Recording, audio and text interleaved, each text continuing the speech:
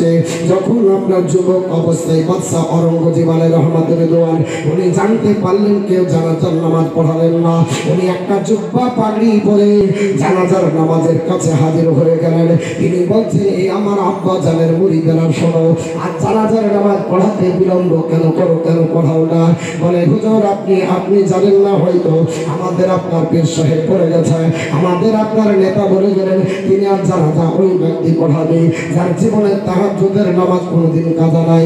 আমরা রিসার্চ গবেষণা করে এখানে দেখতে পাচ্ছি আমাদের মধ্যে কারো জানাজার নামাজ পড়ানোর যোগ্যতা নাই, কারণ সবাই আপনার বলা হয়েছে নামাজ কাজা করি, আমরা তাহাজ্জুদের নামাজ গুজারি কেউ নাই।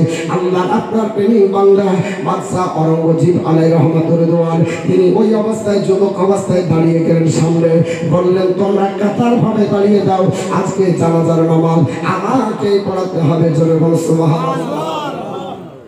জানাজার নামাজ তিনি দাঁড়িয়ে গেলেন ইমামতির কাতারে, ইমামতি করলেন, নামাজ কমপ্লিট হয়ে গেল। দাফন কাফন ব্যবস্থা কমপ্লিট করার পর মুরিদেরা জিজ্ঞেস করলো, হুজুর আপনি কি তাহাজ্জুদের নামাজ পড়েন?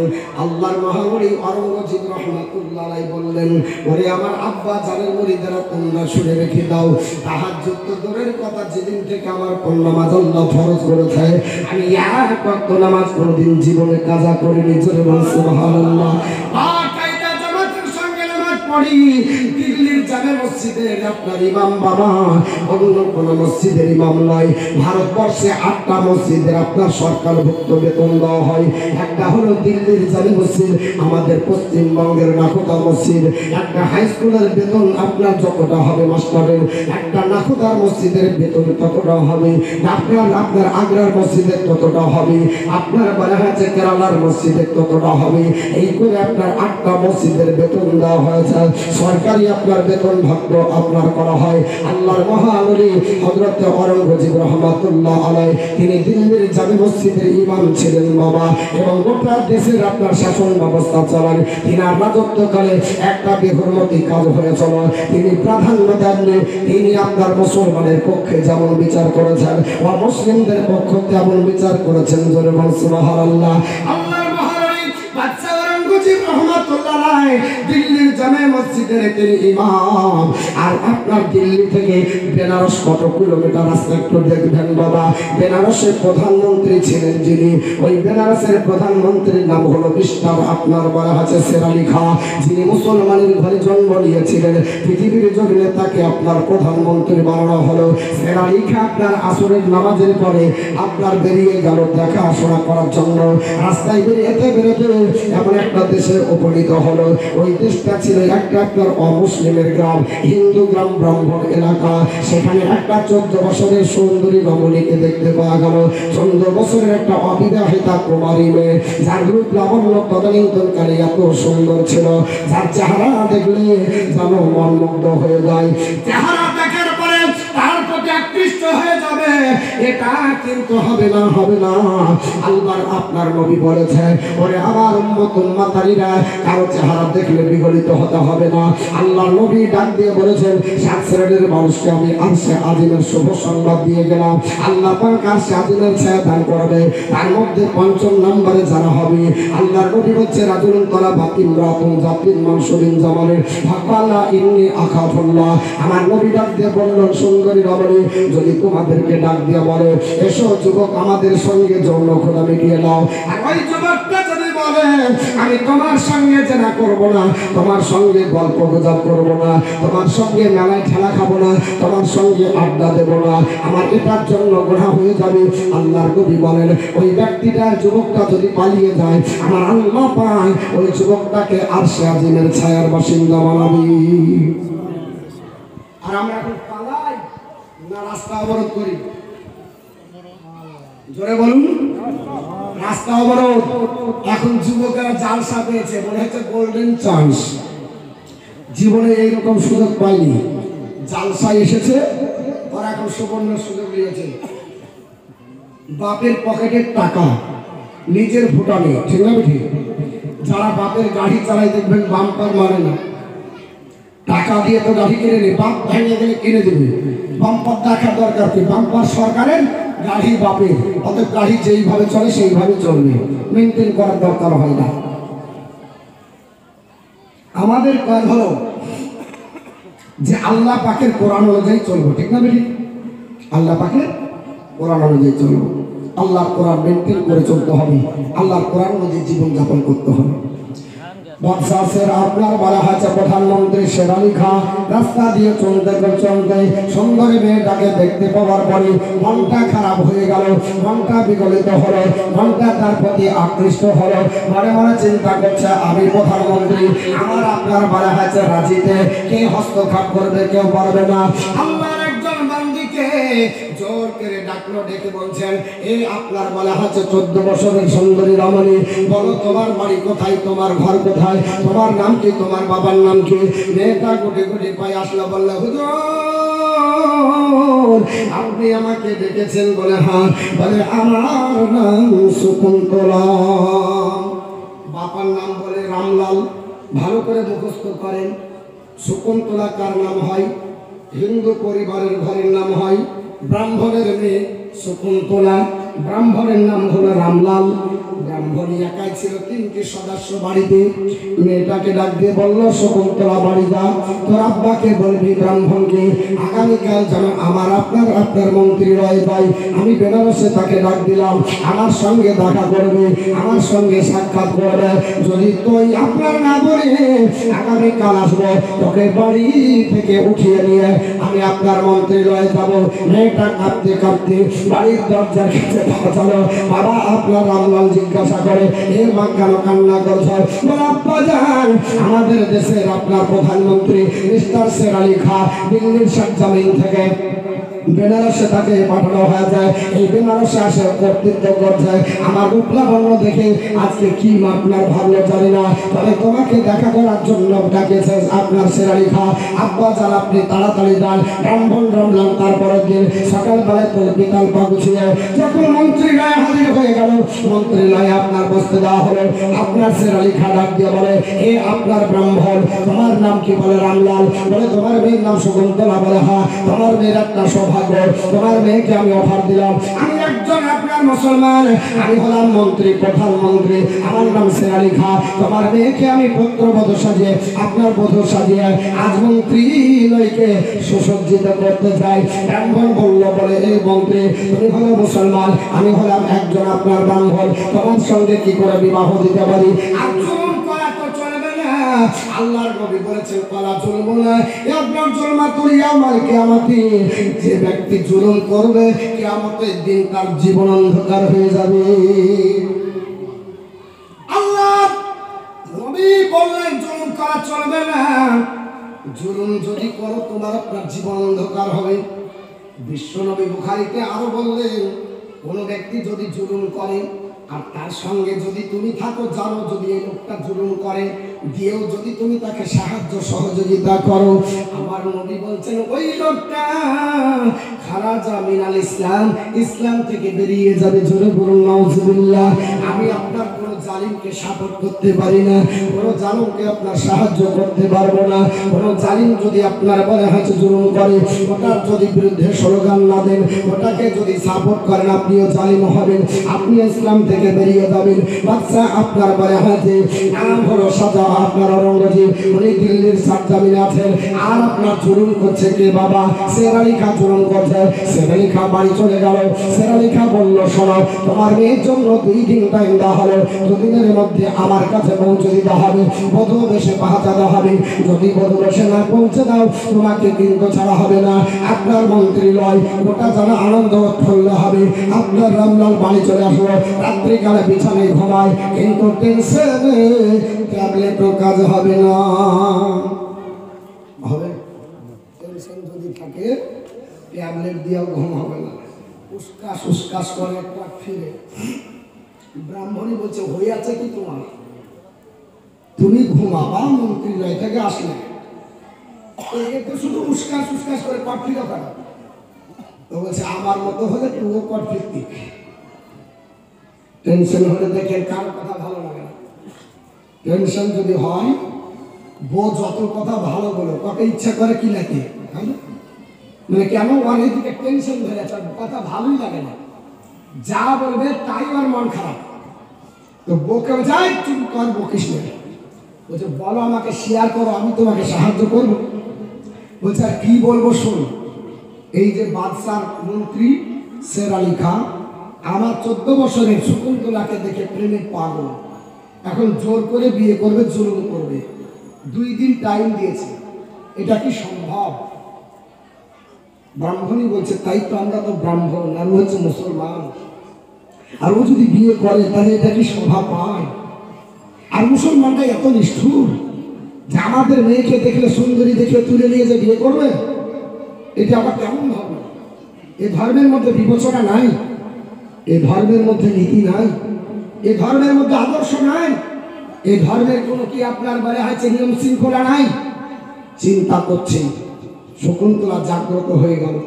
শকুন্তলা ডাক দিয়ে বলে আব্বা আম্মা যান, তোমরা কি চিন্তা করো, এত তোমাদের টেনশন?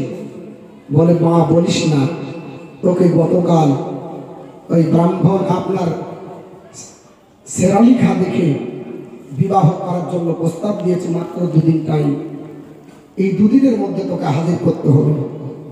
মেয়েটা চালাক চতুর ছিলেন।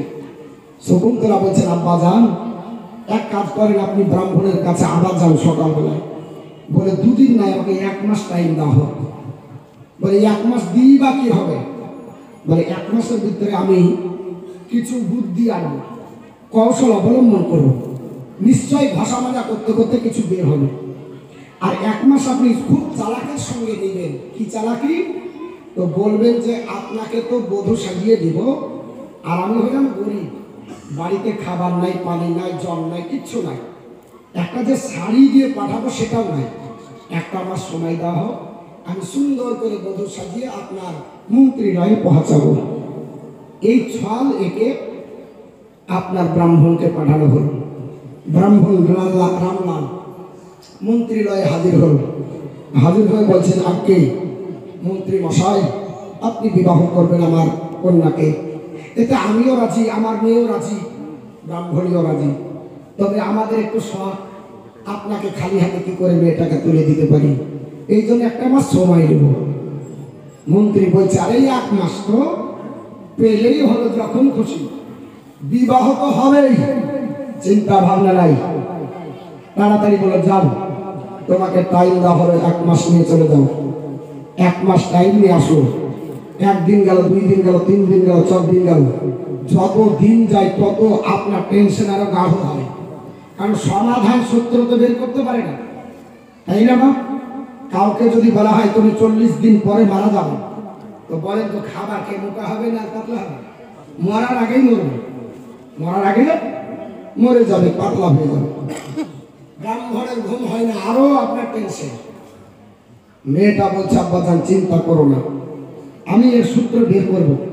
বৃহস্পতিবার দিবাগত রাত্রি, 28 দিন পার হল, রাত্রি বেলায় আপনার বলা হচ্ছে সেই দিনে দিল্লির সবচেয়ে মুঘল শাসকদের সন্তানের মতো সিপাহী সালা হয়ে স্যুট কোট আর হেড আপনার টুপি লাগিয়ে ঘোড়ার উপর আরোহণ করে রাত্রিবেলায় রওনা দিল আপনার বেনারস থেকে দিল্লির দিকে। বলে আব্বা যান চিন্তা করবেন না, দিল্লির জামে মসজিদের ইমাম, গোটা ভারতের সম্রাট বাদশাহ অরঙ্গজেবের কাছে বিচার নিয়ে যাব, আমার দৃঢ় বিশ্বাস তিনি ন্যায্য বিচার করবে। চলে গেলেন। সারা রাত্রি পার হল। সকালবেলায় সবাই আপনার চিন্তা ভাবনা নিয়েছে, যার যেটা আপনার বিচার সেটা আপনার দিল্লির জামে মসজিদের পূর্ব দিকে 3য় নম্বর গেট, ওই 3য় নম্বর গেট দিয়ে বেরিয়ে আসবেন দিল্লির জামে মসজিদের ইমাম, ভারতের সম্রাট বাদশাহ অরঙ্গজেব আলাইহির রহমতের দোয়া। সব লিখিত পত্র লিখে রাখবে, তাদের পত্রগুলো তিনি নেবেন, 2 পাশে থাকবে সব আপনার অভিযোগকারী ব্যক্তি, আর একটা করে নেবেন, পড়বেন, আর তার বিচার হবে বাদশার দরবারে। বাদশাহ জাহাঙ্গীর আপনার অরঙ্গজেব আলাইহির রহমতের দোয়া দিল্লির জামে মসজিদ থেকে পূর্ব দিক থেকে যখন তিনি 3য় নম্বর গেট দিয়ে বেরিয়ে আসছিলেন, সবার হাতে লিখছেন, লিখে লিখে লিখে লিখে ওই মেয়েটার কাছে যখন এসেছেন, হাত থেকে রুমালটা বের করে হাতে রুমাল জড়ে তিনি আপনার পত্রটা ধরলেন, জোরে বলে সুবহানাল্লাহ। মেয়েটা বলল বাদশা আপনি আমাকে ঘৃণা করেন, সবার হাত দিয়ে ডাইরেক্ট নিলেন, আমার কাছে স্পর্শ না করে আপনি রুমাল ব্যবহার করলেন। আল্লাহর মহান ওলি, মহান সাধক, কি সিসি ক্যামেরা আল্লাহ লাগিয়ে দিয়েছেন। ডাক দিয়ে বলছে, মা তুমি হলো একজন অপরিচিত মহিলা, একজন ছেলে পুরুষ একজন মহিলাকে স্পর্শ করলে এটা তার জন্য যদি মহব্বতের নজরে দেখে, খাইসের নজরে যদি ধরে, জেনার গোঠা হয়। আর তাকুয়ার দিক থেকে হেফাজতের জন্য তাকুয়া বলছে যে ধরিস না, এই জন্য তোমার হাতটাকে স্পর্শ হয়ে যাবে বলে আমি ধরলাম না, রুমাল দিয়ে ধরলাম, বাইচান যদি তোমার হাতে হাত না পড়ে যায়। মেয়েটা বলছে, হুজুর কি করে বসলেন? আমি একজন আপনার মহিলা। বলে, শোনো, তুমি যে মহিলা ওটা আমার জানা বাকি নাই, তুমি হলো ওই দেশের অধিবাসী যেখানে আমার প্রধানমন্ত্রী আছে বেনারসে। বলো তোমার কি দরখাস্ত? চিঠিটা দিলেন। চিঠি পড়ার পরে বাদশাহ আপনার অরঙ্গজেব আলাইহির রহমাতুল্লাহ চোখ দিয়ে পানি আসলো। আমার রাজত্বে একজন মন্ত্রী হয়ে বেহরমতি কাজ করবে, জুলুম করে মেয়েকে বিবাহ করবে, এটা সম্ভব নয়। এ শকুন্তলা, চাপো, ওই যে রাজপ্রাসাদ দেখছো, চলো সেখানে। রাজপ্রাসাদে নিয়ে যাওয়া হলো।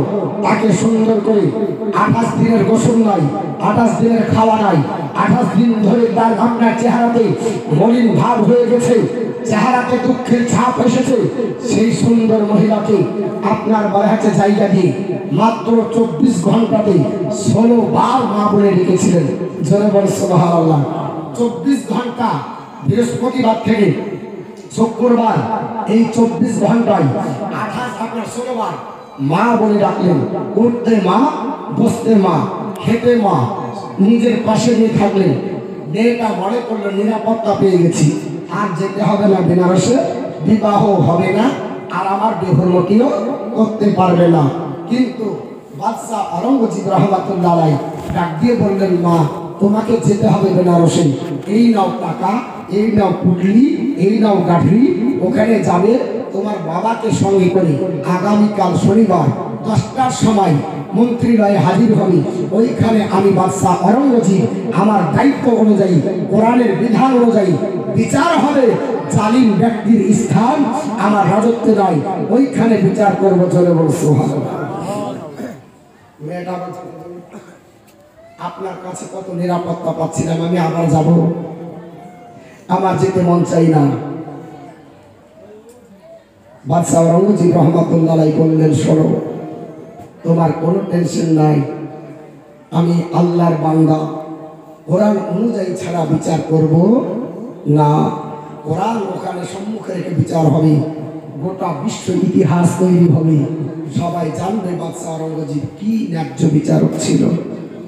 খোদার একজন প্রেমিক বান্দা বাবা বাদশাহ অরঙ্গজেব আলাইহির রহমাতের দোয়াল মেয়েটাকে ডাক দিয়ে বলল, চলে যাও মা, তোমার জন্য ন্যায্য বিচার হবে। বাদশাহ অরঙ্গজেব পাঠিয়ে দিলেন। মেয়েটা গুটি বই পাটি আপনার গুটি গুটি পাই বাড়ি আসলো। বাপ আপনার রামলাল জিজ্ঞাসা করলো, ও আবার আপনার বলা হয়েছে মেয়ে কোথায় গেছিলি, বলে দাও, একটু বলে দাও। বলে, আব্বা জান এমন একটা দরবারে গেছিলাম, এমন একটা রাজত্বের প্রাসাদে গেছিলাম, এমন একজন সম্রাটের কাছে গেছিলাম, যে সম্রাট আমাকে টাকা দিয়েছে, আমাকে পয়সা দিয়েছে, আমাকে মা বলে ডেকেছে। আব্বা জান তুমি 14 বছরে যাবার মা বলে ডেকেছ, আমার মনে হয় 24 ঘন্টায় তার চাইতে বেশি বলেছ। আল্লাহর মহারানী বাদশাহ অরঙ্গজেব রহমাতুল্লাহ আলাইহি ডাক দিয়ে বলেছিলেন, মা উঠতে মা, বসতে মা, প্রাণ খেতে মা, আমাকে সুন্দর করে পোশাক দিয়েছে আব্বাজান, আমাকে বধূর বেশে সাজিয়ে নেন, চলেন মন্ত্রীলয়ে যাব, ওইখানে নাকি বিচার হবে। মন্ত্রীলয়ে যাওয়ার জন্য চিন্তা ভাবনা নিল। আল্লাহর মহানবী আপনার ছদ্মবেশে সাজল। বাদশাহ অরঙ্গজেব রহমাতুল্লাহ আলাইহি ছিঁড়া একটা জামা পরলেন, একটা আপনার বলা হয়েছে জুব্বা পরে, তিনি মুখে আপনার নেকাব দিলেন, কেউ যেন জানতে না পারে এটা হলো আপনার বাদশাহ অরঙ্গজেব আলাইহির রহমাতুর রিদওয়ান, তিনি চিনতে না পারে। আপনার চলে আসলেন বাবা গুলি গুলি পায়ে ঘোরার পরে আরোহণ করে বেনারসে আসলেন। ওইখানে মেয়েটাও এসেছিল শকুন্তলা, ব্রাহ্মণ গামলালো এসেছিল। সবাই আপনার আসনে বসে বিবাহ 10টার সময় হবে। বাদশা বলে দিয়েছে কখন বিচার হবে, কখন বিবাহ হবে। আল্লাহর মহানবী আপনার বাদশা ঔরঙ্গজেব রহমাতুল্লাহ আলাইহি পিছন দিকে কাতার আছে। আর মন্ত্রী আপনার জানতে বলল আজ আমার বিবাহ 10টার সময় হবে। টাকা বিতরণ আরম্ভ করলো, পয়সা বিতরণ আরম্ভ হয়। বাদশার আপনার বলা হয়েছে, আপনার বলা হয়েছে এই অবস্থাটা দেখে খুব আপনার মনে আঘাত লাগলো। ডাক দিয়ে বললো কি হচ্ছে? সবাই বললো বলে আপনার ফকিরেরা তোমরা যারা পয়সা পাওনি, যারা তোমরা খাতে পাও না, যাদের তোমাদের জমি জায়গা নাই, আজকে মন্ত্রী সুন্দরী বিশ্ব রমণীকে বিবাহ করবে। এই আপনার আনন্দে আত্মহারা হয়ে টাকা বন্টন করে, পয়সা বন্টন করে যাও যাও। আল্লাহর মহানবী হযরত ঔরঙ্গজেব রহমাতুল্লাহ আলাইহি বললেন এ মন্ত্রী তোমরা যে চলে যাও, তোমাদের প্রধানমন্ত্রীকে বলো শের আলী খাকে আমাকে যদি আপনার ভিক্ষা দিতে হয় তার হাতে ভিক্ষা দেবে, নচেত আমি নিজের হাতে কুড়িয়ে নেব না। যদি আমাকে দিতে হয় আমাকে নিজের হাতে দিতে হবে। সবাই বলল ফকির বেটা কদর কত দেখো। তিনি বললেন ফকির হতে পারি, আল্লাহর কোরআন বলেছে আম্মা সাইরা ফলাফল হয়। এই আপনার বান্দা বন্দীরা ফকির যদি দ্বারস্থ হয় লোকে তোকে আপনার বলা হচ্ছে ঘৃণা করা যাবে না, চিঠি করে তারা দেওয়া যাবে না। সহানুভূতির সঙ্গে ভালো করে কথা বলে তুমি দিতে আপনার বিদায় করতে হবে। আল্লাহর মহানবী হযরত ঔরঙ্গজেব রহমাতুল্লাহ আলাইহি ডাকিয়ে বলল তোমার মন্ত্রীকে বলো আমাকে যদি নিজের হাতে দেয় আমি ভিক্ষা নিব, নচেত ফিরে যাব। মন্ত্রীরা গিয়ে বলল প্রধানমন্ত্রী শের আলী খাঁ আমাদের দরবারে এমন একটা লোক এসেছে ফকির, কুড়িয়ে টাকা নেবে না, আপনার হাতে নিতে চাই। আপনার যদি এই শুভ কাজে কোনো বাধা বিপত্তি হয় এটা কুলক্ষণের কাজ হয়ে যাবে। মন্ত্রী বাড়ি আসলো, আপনার শের আলী খাঁ টাকা নিয়ে আল্লাহর মহানবীর কাছে হাজির হলো। চিনতে পারেনি এটা হলো আপনার বাদশা ঔরঙ্গজেব রহমাতুল্লাহ আলাইহি। যেমনি বাদশাকে দেয় সঙ্গে সঙ্গে বাদশা হাতটা ধরে নিজের মুখের মেকআপটা খুলে দিয়েছে। সঙ্গে সঙ্গে আপনার বলা হয়েছে শের আলী খাঁর হৃদয়টা কম্পন আরম্ভ হলো। ডাক দিয়ে বলল বাদশা আপনি হ্যাঁ মন্ত্রী আপনার শের আলী খাঁ আমার রাজত্ব তুমি বেহরমতি করবে, তুমি জুলুম করবে জানো না? আল্লাহর নবী বলেছে ওয়ালা জুলুম জুন্নাতুল ইয়াউমাল কিয়ামাতি, যারা জুলুম করে কিয়ামত অন্ধকার হয়ে যাবে। যারা জুলুমকে সাহায্য করবে তারা ইসলাম থেকে বেরিয়ে যাবে। তুমি জুলুম করছো তোমার জন্য অন্ধকার হবে কিয়ামত। আর আমি যদি তোমাকে সাহায্য করি কিয়ামতের দিন নয় এই দুনিয়াতে ইসলাম থেকে আমাকে বেরিয়ে যেতে হবে। মন্ত্রী তোমার রাজ্য বিচার হবে। মন্ত্রী আপনার বলা হচ্ছে কাঁপনি আরম্ভ হলো। মন্ত্রী ডাক দিয়ে বলে বাদশা আজকের মতো ছেড়ে দিন। বলে আজকের মতো ছাড়বো না, ইতিহাস তৈরি হবে। বাদশা আপনার ঔরঙ্গজেব রহমাতুল্লাহ আলাইহি নিয়ে গেলেন মন্ত্রীলয়ের ভিতরে। ব্রাহ্মণকে সম্মুখে রাখলেন, ব্রাহ্মণকে সম্মুখে রাখলেন। শকুন্তলা মেয়েটাকে রেখে বলছে কি বিচার চাও? বলে হুজুর আপনি যেটা পারবেন সেটা করেন। উনি বললেন পৃথিবীর জমিনে এই আপনার বলা হয়েছে ব্রাহ্মণ জাল্লাদ তাড়াতাড়ি আমাকে একটা দিয়ে আপনার তরবারি দেওয়া হলো। আপনার সঙ্গে সঙ্গে মাথা সোজা মেরে দিয়ে পায়খানার দাঁত দিয়ে দুই ভাগে বিভক্ত করে জ্বালিয়ে দিলেন। বলে শুনে রেখে দাও শকুন্তলা, এটা হলো ইসলাম, এটা হলো আপনার আমাদের মুসলমানের আপনার বলা হচ্ছে নীতি। আমরা পৃথিবীর জমিনে থাকিব। আল্লাহর নবী বলেছেন যদি তোমার পার্শ্ববর্তী কোনো অমুসলিম তোমার চরিত্র দ্বারা যদি কষ্ট পেয়ে যায় আমার উম্মতের মধ্যে থাকবে না।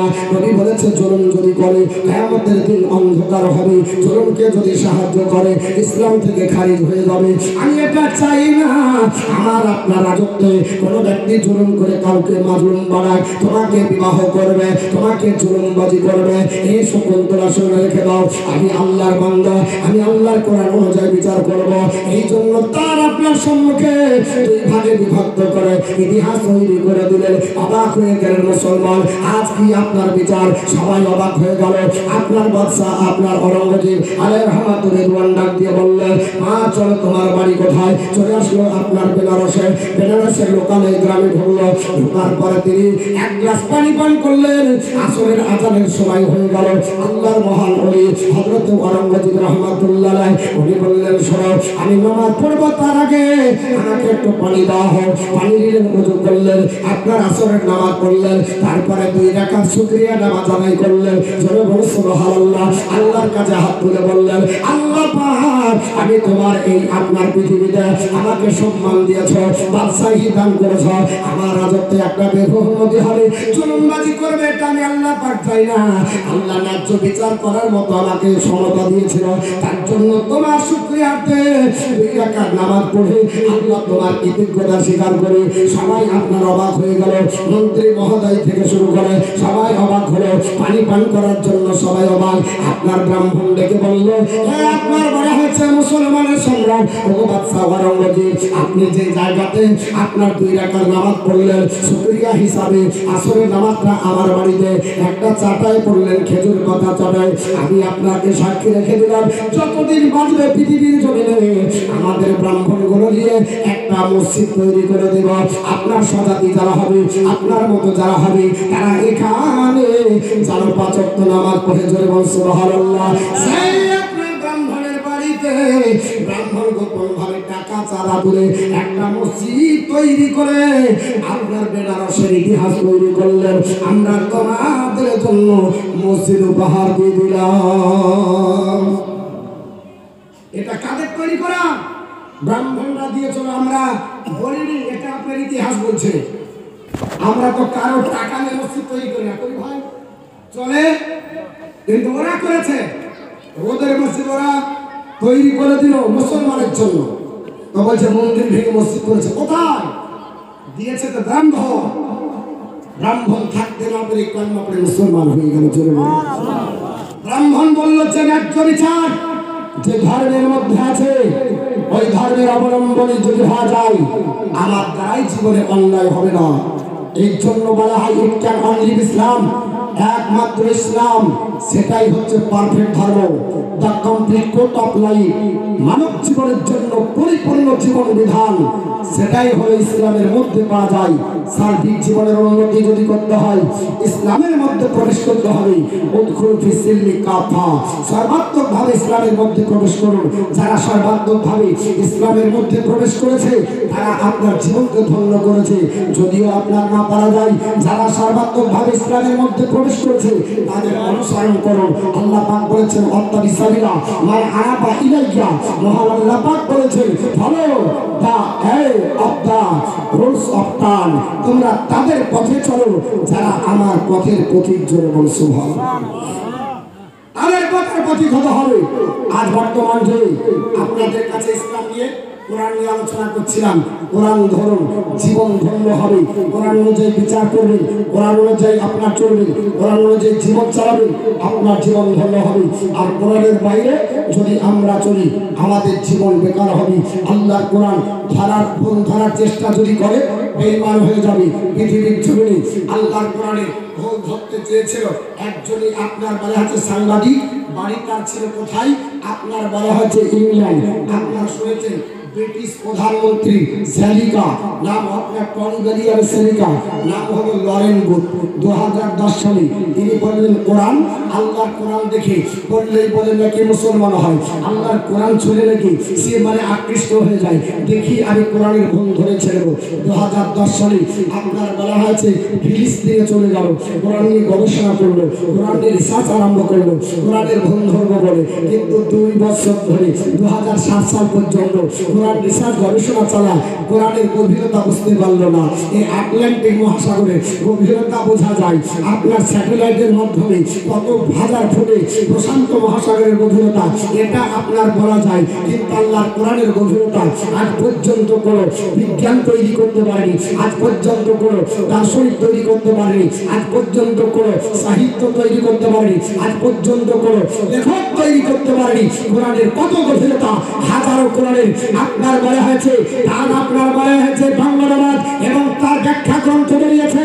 কিয়ামত পর্যন্ত কোরআনকে নিয়ে ব্যাখ্যা করবে, কিন্তু কোরআনের ব্যাখ্যা শেষ করতে পারবে না। আল্লাহ পাকের কোরআনের ব্যাখ্যা কেউ শেষ করতে পারবে না। চিন্তা ভাবনা নিল 2 বছরে কোরআনের ঠা বুঝতে পারলো না, বললে এখানে হবে না, কোথায় যেতে হবে? তো তিনি বলছেন এখানে হবে না, চলে যাব অন্য দেশে, আপনার পাড়ি দিতে হবে। তিনি আপনার চিন্তা ভাবনা নিয়ে কোথায় যাবে সেখান থেকে আপনার হারবো, এই চিন্তা ভাবনা নিল। চলতে চলতে চলতে বাবা আপনার নিউজিল্যান্ডে গেল। কোথায় গেল? নিউজিল্যান্ডে গেল। সেখানকার থেকে আপনার রিসার্চ করতে লাগলো। দীর্ঘ 3 বছর চালালো।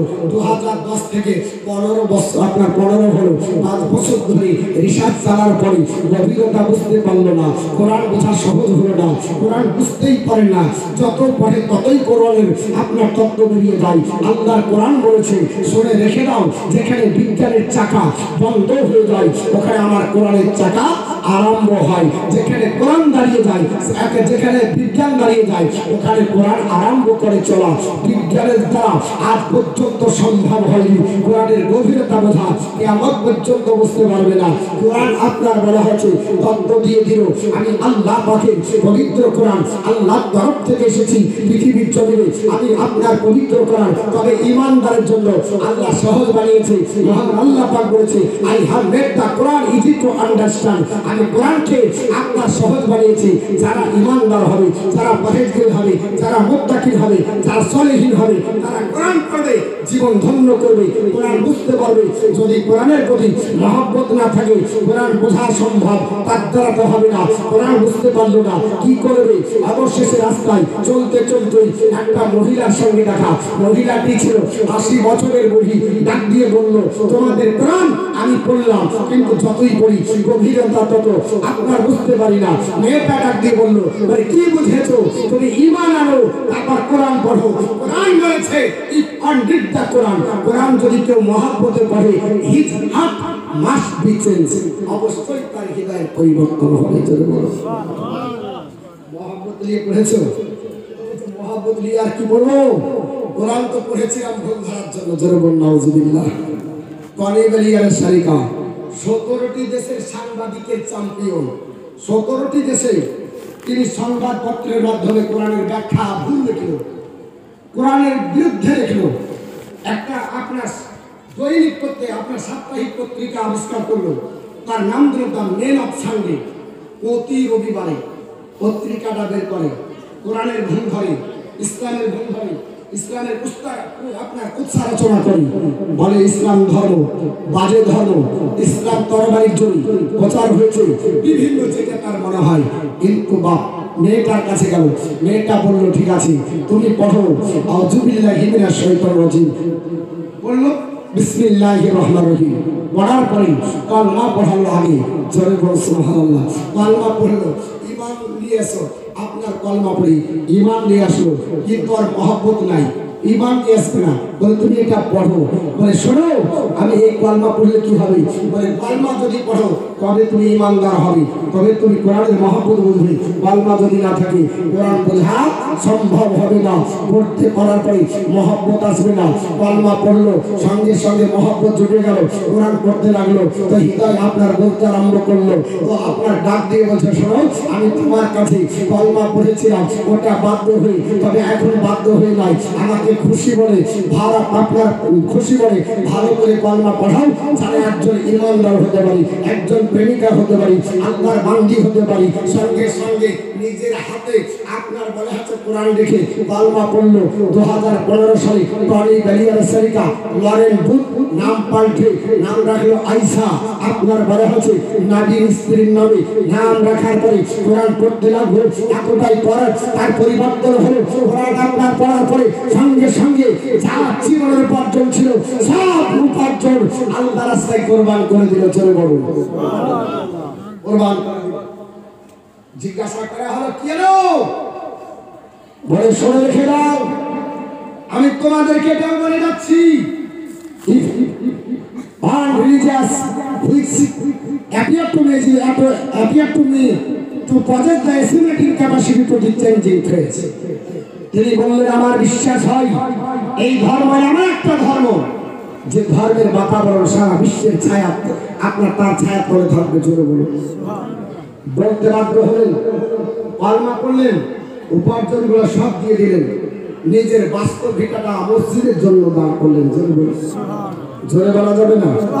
পানি বেরিয়ার বললে হ্যাঁ আমার শাড়িটা আমার লোক, আমার কথা না নিয়ে তুই মুসলমান হলি, তোকে আই কতল করে দেব।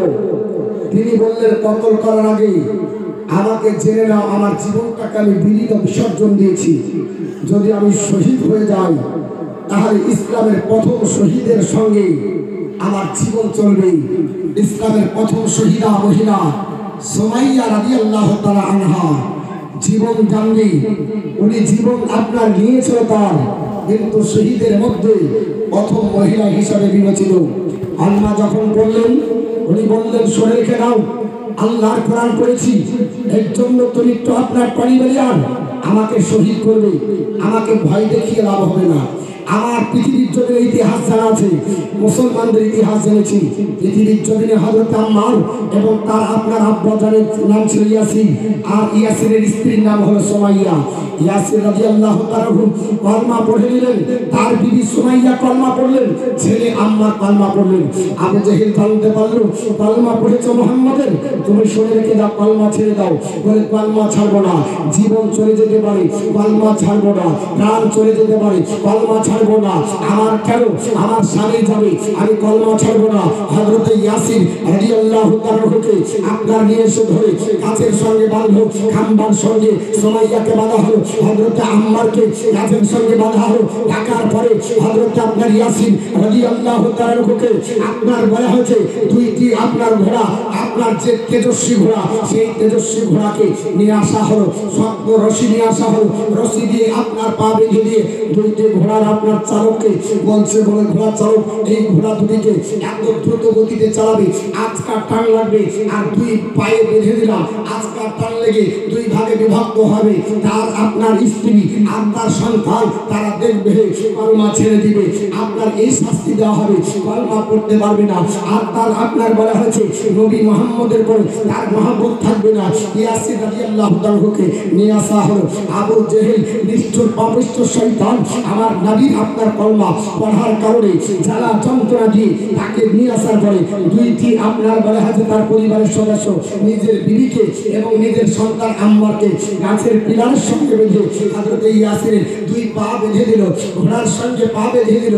দুইটি ঘোড়া চালককে বলল দ্রুত গতিতে চাবুক মারো, ঘোড়া দুটি যেন দ্রুত গতিতে চলে, আজকাল যেন টান লাগে, যেন দুই ভাগে বিভক্ত হয়ে যায়, যেন পৃথিবীর জমিনে কলমা পড়ার স্বাদ মিটে যায়। আল্লাহর আপনার বলা হয়েছে নবীর আশিকে রাসূল, সাহাবী রাসূল কত নবীর প্রতি মহব্বত করে, নবীকে ডাক দিয়ে বলেন ইয়া রাসূলুল্লাহ, ইয়া হাবিবাল্লাহ, নবী গো অন্যায় কারো করিনি, কারো আপনার অবিচার করিনি, কারো টাকা মারিনি, তবে ইয়া রাসূলুল্লাহ কলমা পড়ার কারণে এই আমার শাস্তি হচ্ছে।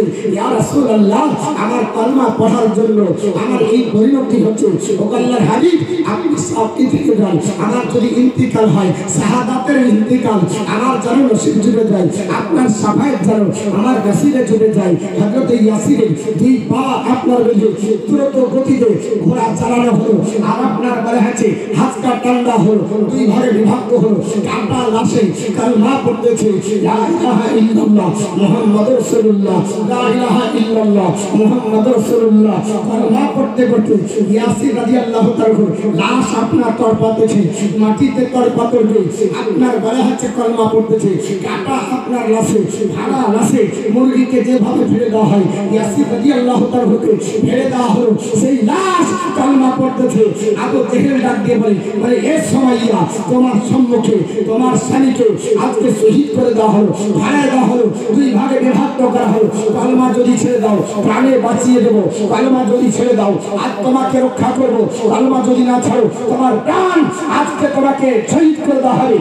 হাতে আপনার সুমাইয়া বলেছে বলে এ আবু জেহেল শয়তান পাপিষ্ঠ শয়তান, শুনে রেখে দে এইরকম আপনার ইয়াসিরের মতো আমার একটা নয় 100টা যদি স্বামী আল্লাহর রাস্তায় কুরবান হয়ে যায়, আমি আল্লাহর কাছে হাসতে হাসতে বলবো আল্লাহ তোমার রাস্তায় আমি কুরবান করে এসেছি, আমার আপনার স্বামীকে জোরে বলবো সুবহানাল্লাহ। নারায়ে তাকবীর, নারায়ে রিসালাত, গাউস কদমন বলে আহলে সুন্নাত জিন্দাবাদ, নারায়ে তাকবীর, নারায়ে সালাত, আহলে সুন্নাত।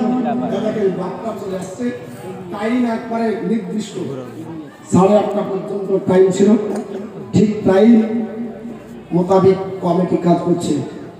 আল্লাহর নবীর প্রেমিকা আপনার বলে হচ্ছে সাহাবিয়া রাসূল হযরত সুমাইয়া রাদিয়াল্লাহু তাআলা আনহা, তিনি বললেন, আবু জেহেল, আমাকে মৃত্যুর ভয় দেখাস না, আমাকে বল্লমের ভয় দেখাস না, আমার জন্য তুই কিছু আপনার বলে হচ্ছে কোনো জিনিসের ব্যবস্থা করবি, এটা আমি চাই না।